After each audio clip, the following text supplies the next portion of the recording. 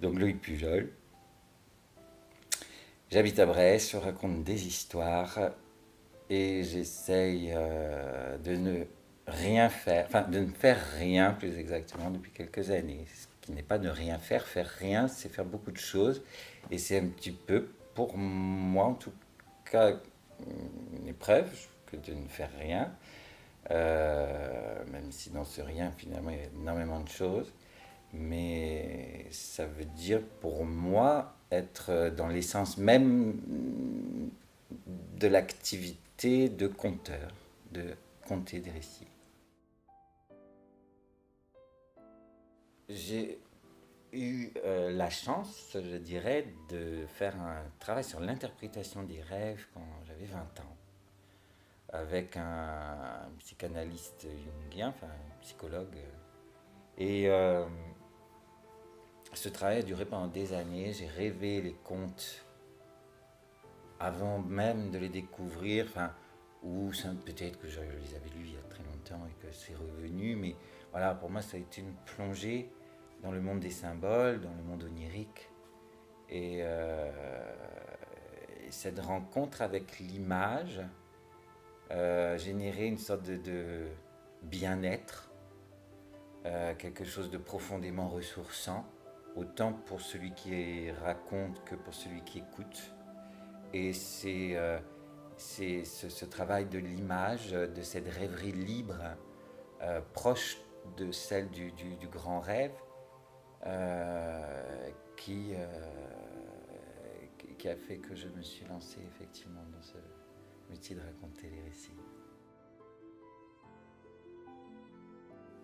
Alors, les contes en sac, c'est un répertoire donc, de petite enfance que des amis m'ont demandé, qui me programmaient souvent. Enfin bon, voilà, j'ai mis du temps un peu à m'y mettre. Et puis, ben, ça me faisait peur, quoi, en fait, de raconter à des tout petits. Enfin, il y avait des choses qui m'échappaient trop. Bon, je suis lancé. Alors, le sac, un peu comme un ventre, un peu comme une caverne, un peu comme l'intérieur d'une tente, d'une cabane.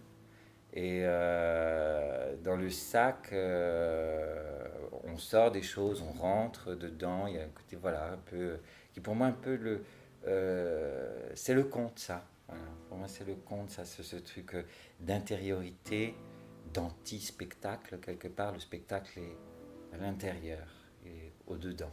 Voilà. Et c'est ça que j'avais envie de partager, en fait, avec les petits dans cet échange émotionnel. Voix, langage, euh, peu importe un peu les récits qu'on raconte. Quoi. Voilà. C'est l'échange qui est voilà, sans filtre, complètement pur et désintéressé. Quoi.